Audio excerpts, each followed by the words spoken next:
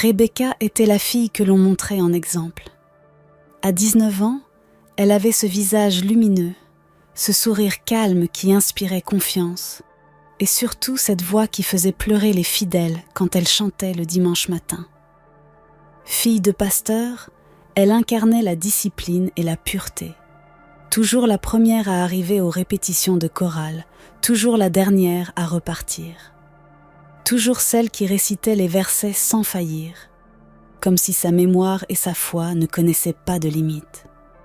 Pour les anciens de l'Église, elle était la preuve vivante que la foi portait des fruits. Mais pour Rebecca, cette image parfaite n'était qu'une prison. Derrière ses yeux doux, elle étouffait. Chaque jour ressemblait au précédent. Levée à l'aube pour les dévotions, tenue modeste choisie avec soin, regard pesant des fidèles qui attendaient d'elle une perfection constante. Son père, le pasteur James, ne la voyait pas comme une adolescente, mais comme la vitrine de son ministère. Rebecca devait sourire même quand son cœur était lourd, chanter même quand sa voix tremblait d'épuisement. Elle n'avait pas le droit de faillir, pas le droit de douter. À l'école, son monde s'élargissait, mais seulement en spectatrice. Elle observait les autres filles avec un mélange d'envie et de honte. Elle parlait de soirées dans des villas, de week-ends dans des clubs, de cadeaux offerts par des garçons plus âgés.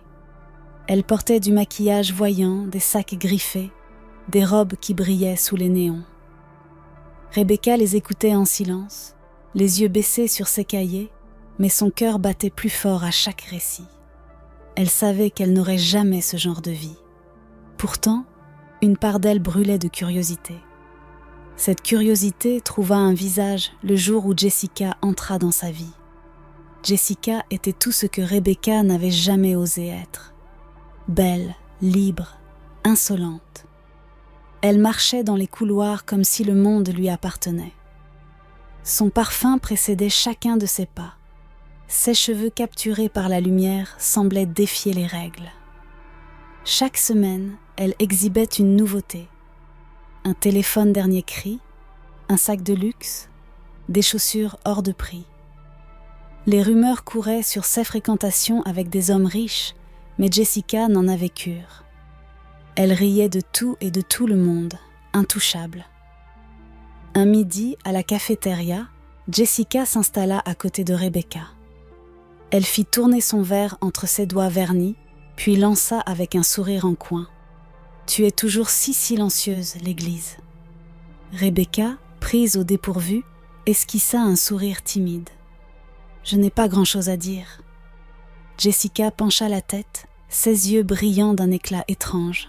« Mais tu écoutes, et je sais que tu te demandes comment c'est. » Rebecca cligna des yeux. « Comment c'est quoi ?» Jessica se rapprocha, son parfum enveloppant l'air entre elles. Vivre sans règles, sans masque, être libre. Rebecca baissa les yeux, incapable de répondre. Jessica se contenta de rire doucement. « Tu serais dangereuse si un jour tu arrêtais de prétendre. » Ces mots s'imprimèrent dans l'esprit de Rebecca comme une graine qu'on ne peut plus retirer. Quelques jours plus tard, après la chorale, Rebecca prit une décision qui allait bouleverser son monde.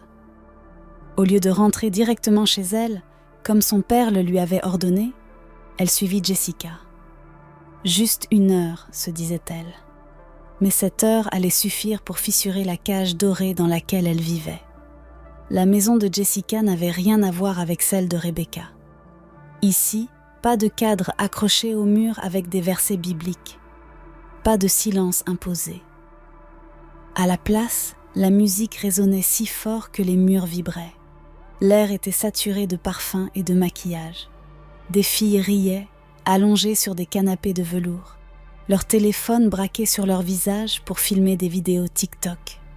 Rebecca resta figée, fascinée et effrayée à la fois. Jessica disparut un instant, puis revint avec une robe courte et moulante. Elle la tendit à Rebecca. « Essaie. » Rebecca secoua la tête, nerveuse. « Je ne peux pas. » Jessica insista, son sourire malicieux accroché aux lèvres. personne ne saura. Les doigts tremblants, Rebecca attrapa le vêtement. Dans la salle de bain, après quelques secondes d'hésitation, elle enfila la robe. Quand elle leva enfin les yeux vers le miroir, elle ne se reconnut pas. Ce n'était plus la fille du pasteur. C'était une inconnue audacieuse. Et cette étrangère lui plaisait. La première sortie nocturne arriva plus vite qu'elle ne l'aurait imaginé. Ce fut étonnamment facile.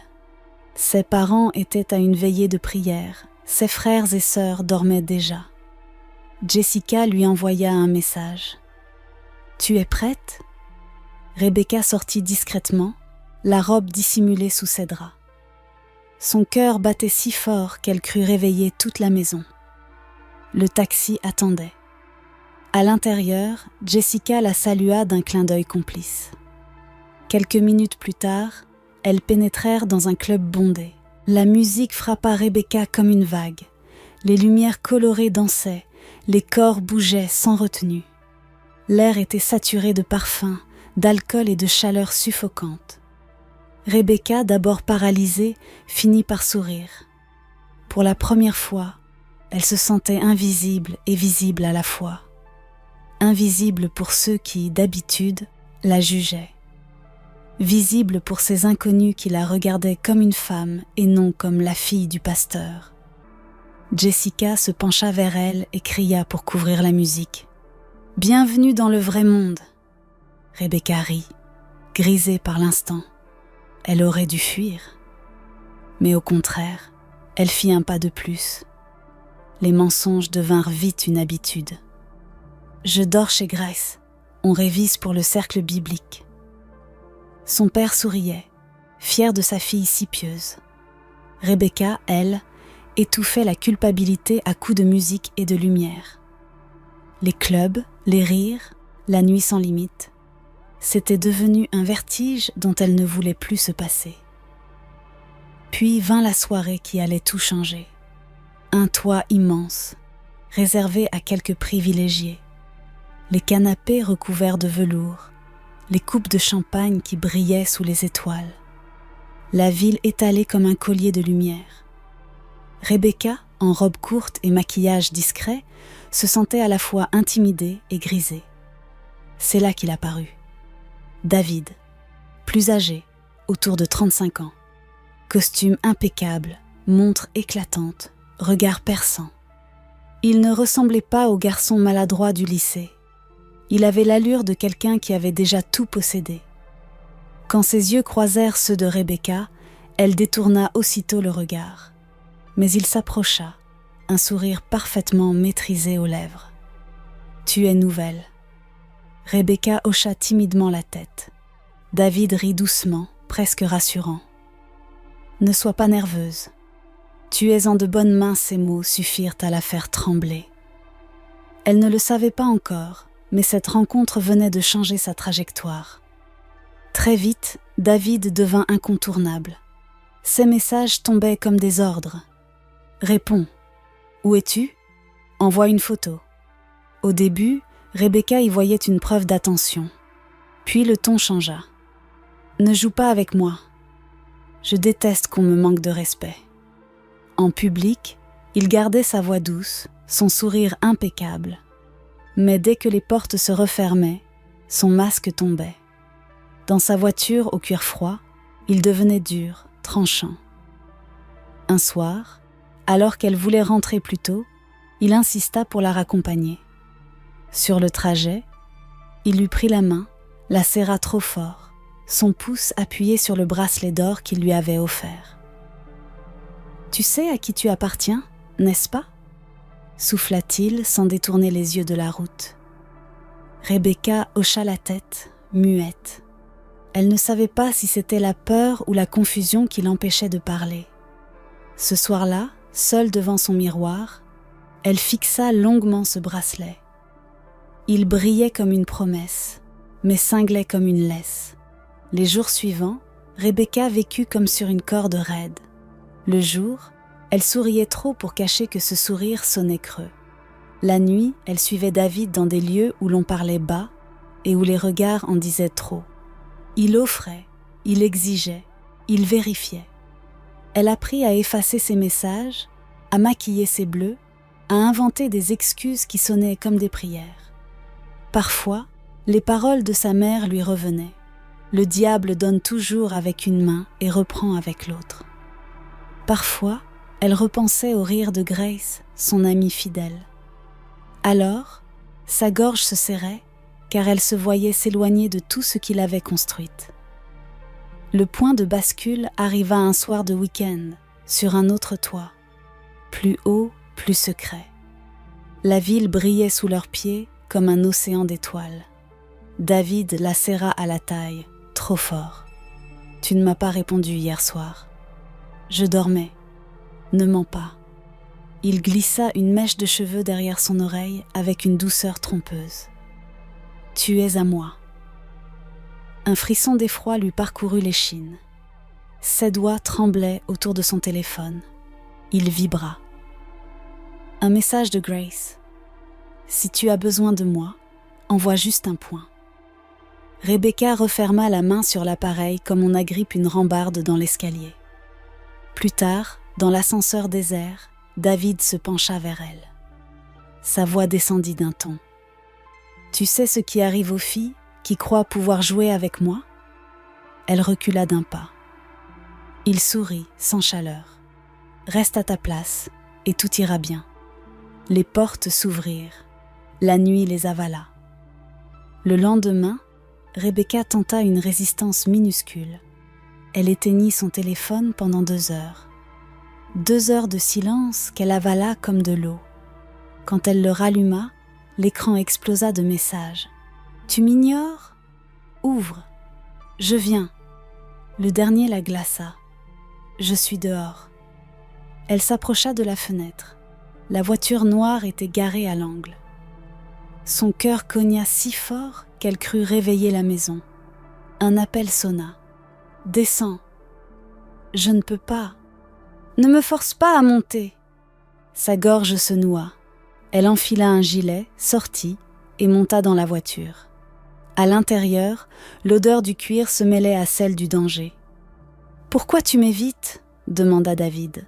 « Je suis fatigué. »« Tu es à moi. » Il répéta ces mots comme un serment. Puis, soudain, verrouilla les portières. Elle posa sa main sur la poignée. « Je veux rentrer. » Il sourit, inclina la tête. « Après. » Alors, Rebecca se souvint du conseil de Grace. D'un geste rapide, elle lança l'enregistrement et posa l'écran contre sa cuisse. Le trajet fut un tissu de menaces voilées et de phrases coupantes. Arrivé dans un parking désert, il coupa le moteur. Ses yeux brillaient d'un éclat dangereux. « Tu vas arrêter de me fuir !» Il attrapa son poignet. Le bracelet cliqueta. Une douleur sèche lui traversa l'avant-bras. Rebecca inspira. 2 mots lui jaillirent de la bouche, nets, irrévocables. « Lâche-moi !» Il la fixe, surpris. Ses doigts se desserrèrent d'1 millimètre. Elle ouvrit la portière et se lança dehors, courant à l'aveugle vers la rampe de sortie. Derrière elle, il jura et se mit à la poursuivre. La nuit eut soudain des pas. Elle sortit sur le trottoir, trébucha, se releva. À l'angle, une silhouette leva la main. « Rebecca !» C'était Grace. Elle surgit comme une réponse à une prière muette. « Par ici !» Les 2 filles se glissèrent derrière un camion. Les phares balayèrent la rue. La voiture noire passa sans les voir. Grace, haletante, posa une veste sur ses épaules. « On va chez moi. » Rebecca tremblait, les dents serrées. « J'ai tout enregistré. » Grace hocha la tête, déterminée. « Bien. » Alors on a une preuve chez Grace. Le salon se transforma en poste de secours. Une poche de glace sur le poignet, un verre d'eau, un plaid posé sur ses épaules. Rebecca tremblait encore, mais elle tenait le téléphone serré dans sa main. « On ne va pas rester seule avec ça, » dit Grace. Rebecca hocha la tête. Un seul mot franchit ses lèvres. « Maman !» Le lendemain matin, Rebecca rentra chez elle avec les jambes en coton. Evelyn, sa mère, était assise à la table, une tasse entre les mains. On aurait dit qu'elle avait passé la nuit entière à attendre ce moment. Rebecca resta debout. « Maman, j'ai menti. » Alors tout sortit. Les soirées, Jessica, le club, les cadeaux, les menaces, le parking, la fuite. Evelyn ferma les yeux plusieurs fois, comme pour encaisser des vagues. Puis elle se leva, prit sa fille dans ses bras et la serra si fort que Rebecca sentit quelque chose se réparer en elle. « On va te sortir de là. Pas tu vas, pas il faut. » Le soir, quand le père revint, Rebecca s'attendait à un éclat. Mais il s'assit, écouta en silence, les mains posées à plat sur la table. Quand elle eut fini, il retira ses lunettes et dit seulement « Pardon de ne pas avoir vu. » Puis, d'une voix ferme « Demain, on ira voir des gens qui savent quoi faire. Et d'ici là, personne n'entre ici sans ma permission. » Le lendemain, Evelyn et Rebecca déposèrent un dossier. Messages, enregistrements, preuves. On leur parla de signalement, de procédure, d'ordonnance. Des mots froids, mais qui bâtissaient une protection. Rebecca le savait. Un papier ne change pas un homme, mais un cadre change les règles du jeu. David tente encore. Un appel inconnu. Une voiture qui ralentit devant la maison. Un bouquet laissé sur le pas de la porte avec un mot. « Rappelle-moi ». Le billet partit à la poubelle. Le bouquet aussi. À l'église, le père changea de ton. Sans la nommer, il parle de vérité, de protection, de lumière qui dévoile ce que la nuit couvre. Certains comprirent, d'autres murmurèrent. Rebecca, elle, apprit à respirer au milieu des rumeurs. Un après-midi, Jessica réapparut. Elle ne franchit pas la porte. Elle resta dehors, une ombre fatiguée. « Je ne viens pas pour me défendre. Je viens pour dire que je suis désolée, » Rebecca hocha la tête. « Je me suis perdue. Moi aussi. » Jessica lui tendit un sac. « Il y a des choses à toi. » Rebecca le prit, sans promesse ni rancune. Juste deux jeunes filles qui savaient trop ce que coûte une erreur. Les semaines suivantes, Rebecca supprima les habitudes une à une. Les robes cachées disparurent. Les applications nocturnes furent effacées. Le bracelet d'or, symbole de sa cage, fut glissé dans une enveloppe et remis à la police. « Je n'en veux plus !» Elle recommença à chanter. Pas pour impressionner, mais pour respirer. Sa voix revint par fragments, fragile puis solide. Un soir, devant le miroir, elle toucha son poignet. Plus aucune trace. Mais la mémoire restait. Elle murmura « Je ne suis à personne ». 4 mots simples, mais qui sonnaient comme une victoire. Le dimanche suivant, elle monta sur l'estrade. Sa voix trembla sur la première note, puis trouva son appui. Elle chanta pour la fille qu'elle avait été et pour celle qui renaissait. Dans la nef, Evelyn ferma les yeux. Grace, au fond, essuya une larme. David, lui, n'avait pas disparu de la surface de la terre. Mais il avait reculé, parce qu'un dossier existait, parce qu'une maison avait cessé d'être silencieuse, parce que la lumière avait été allumée.